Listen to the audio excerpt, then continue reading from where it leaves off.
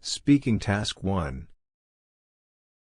You will be asked a question about a familiar topic. You will then have 15 seconds to prepare your response, and 45 seconds to speak. Do you agree or disagree with the following statement? Students should never ask someone else to help them grammatically correct their research papers. Be sure to use details during your response.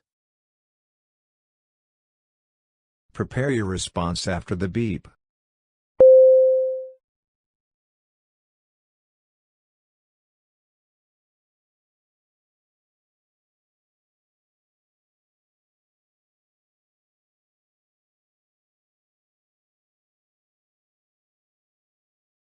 Start speaking after the beep. I disagree with the statement that students should never ask someone else to help them with grammatical corrections in their research papers. I believe seeking help is a crucial part of learning. Nobody has perfect grammar, and everybody, even professional writers, needs to double-check their work for grammatical errors. Having a third party to verify and make corrections can significantly improve the quality and clarity of a student's paper. In addition, the process of reviewing and correcting grammar errors with others can greatly improve a student's understanding and application of grammatical rules in future writings. Learning is a collaborative process, and students should be encouraged to seek help when necessary. Speaking Task 2. You will read a short paragraph and then listen to a conversation between two people. You will have 50 seconds to read the paragraph. After, you will get a question about what you read and heard. You will have 30 seconds to prepare your response and then 60 seconds to give it. You have 50 seconds to read. Start reading after the beep.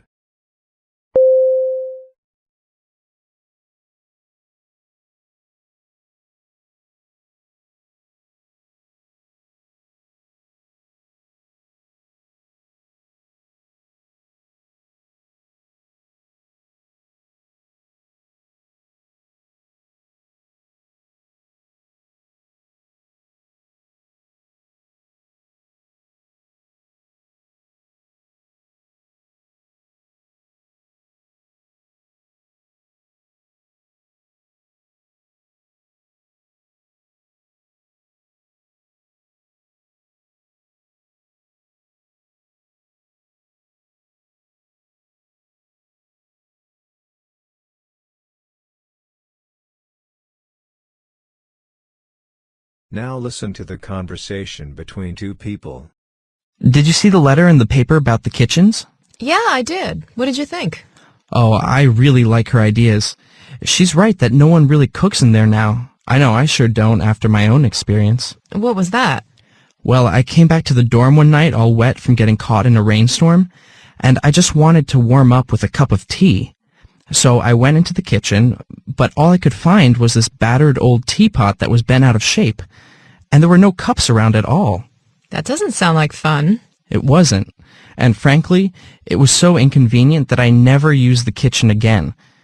But having some nice new stuff could make a real difference. And what about her other suggestion? Do you think you'd want to go to them? Oh, definitely. And I think other students would too, because a lot of us come here without basic skills. But there are students here who actually know quite a lot about cooking, and I'll bet they would be willing to teach the rest of us what they know. Great idea. It would probably make more students want to go to them. Right. And learning new recipes together would be fun. There are so many cool things to cook. The students are discussing a proposal suggested in a letter written to the university newspaper. Briefly summarize the proposal and explain why the man agrees or disagrees with it. Prepare your response after the beep.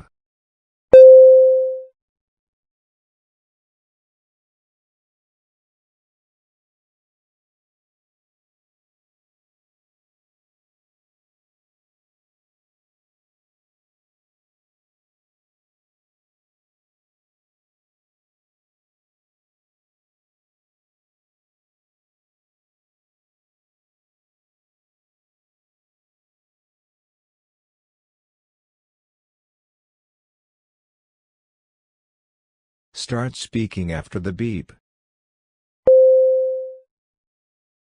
The proposal in the letter suggests that the university improve the dormitory kitchens to encourage students to use them more.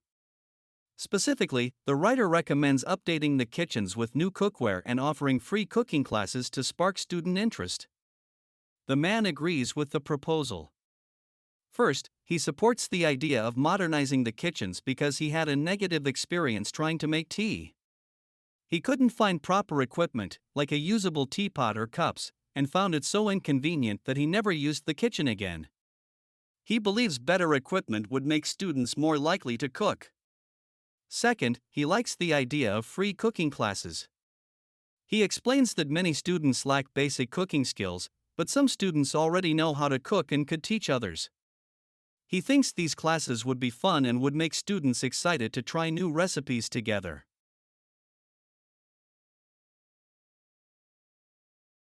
Speaking Task 3. You will read a short paragraph about an academic topic, then listen to a lecture about it. You will have 50 seconds to read the paragraph. After, you will get a question about what you read and heard. You will have 30 seconds to prepare your response and then 60 seconds to give it. You have 50 seconds to read. Start reading after the beep.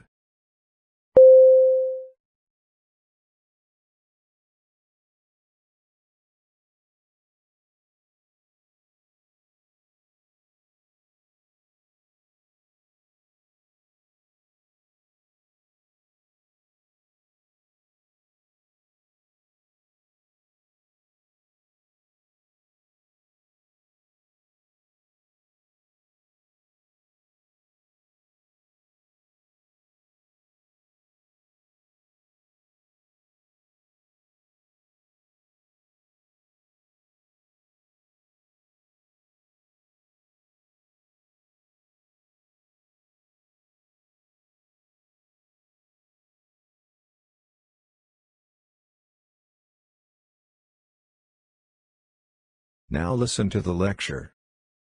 We can distinguish two forms of ecological succession. Primary succession occurs in places where previously there was no obvious sign of life. Let's imagine an earthquake that submerges a beach. Now let's imagine that previously that beach was devoid of life. Let's say that it was part of a desert. But now when it's submerged, it's teeming with life, with small microorganisms or other marine life. Primary succession is characterized by species arriving and making their home in a place that was a home to nobody before. Secondary succession, however, is not that peaceful.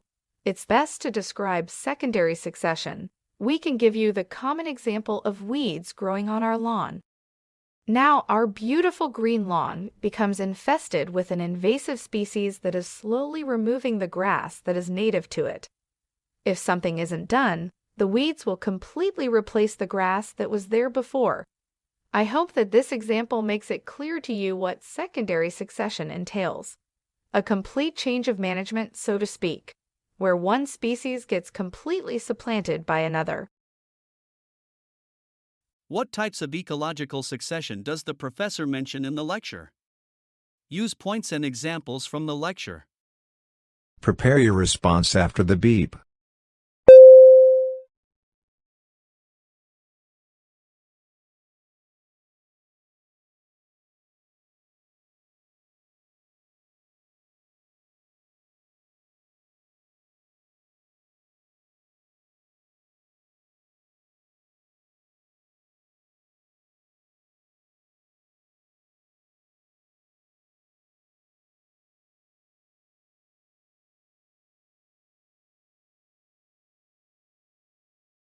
Start speaking after the beep. The professor says that we can differentiate two forms of ecological succession. There is primary succession and secondary succession. The primary occurs in those places where there was no life before. And she here gives the example of an earthquake that submerges a beach. And now, instead of it being an empty beach that doesn't have any life, it now has a lot of life. It has small microorganisms or other marine life. The secondary succession is, not peaceful, and it happens when one species replaces another, and here we are given the example of a lawn. Now an invasive species of weeds comes and completely replaces the grass, and now instead of our green lawn we have a lawn filled with weeds.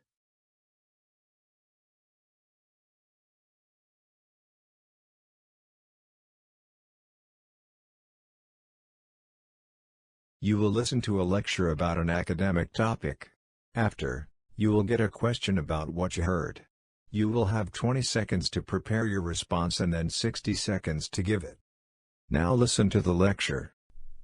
Photography, aptly named for drawing with light, has transformed from a mere technical endeavor to a nuanced art form, preserving moments and framing histories.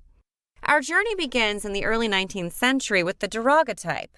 Introduced by Louis Daguerre in 1839, it was a marvel of its time. This technique used a silver-plated sheet made sensitive to light through iodine vapor. Post-exposure, mercury vapor was employed to develop the image, resulting in a singular, highly detailed photograph. However, its intricate process precluded mass adoption and duplication. Then, as the 19th century waned, film photography emerged as a beacon of accessibility. George Eastman's 1888 Kodak camera became a game changer.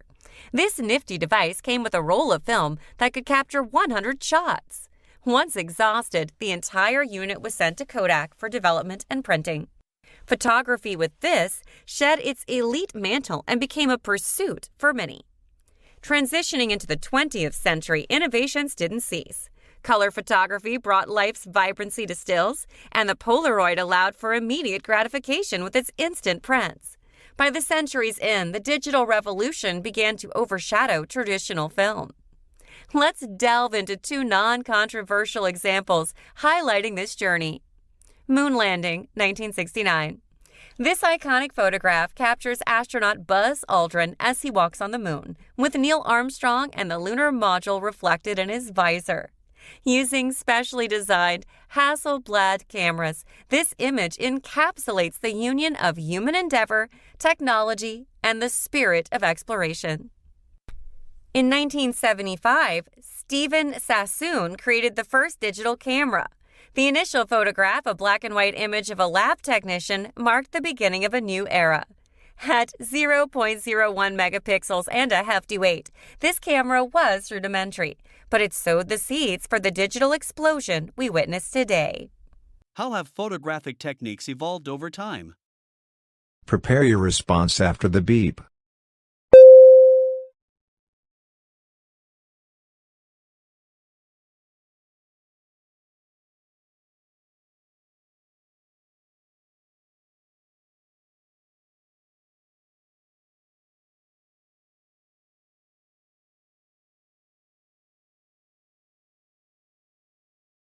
Start speaking after the beep. Photographic techniques have experienced profound transformations since their inception in the 19th century, initially characterized by intricate and time-consuming processes such as the daguerreotype. Photography was a domain exclusive to professionals.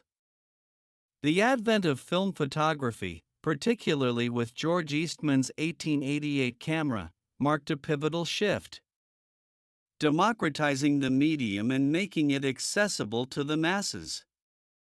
As we progressed into the 20th century, color photography added vibrancy to images, and instant photography with Polaroid brought immediacy to the experience. The culmination of this evolution was the advent of digital photography, ushering in a new era of convenience and widespread accessibility.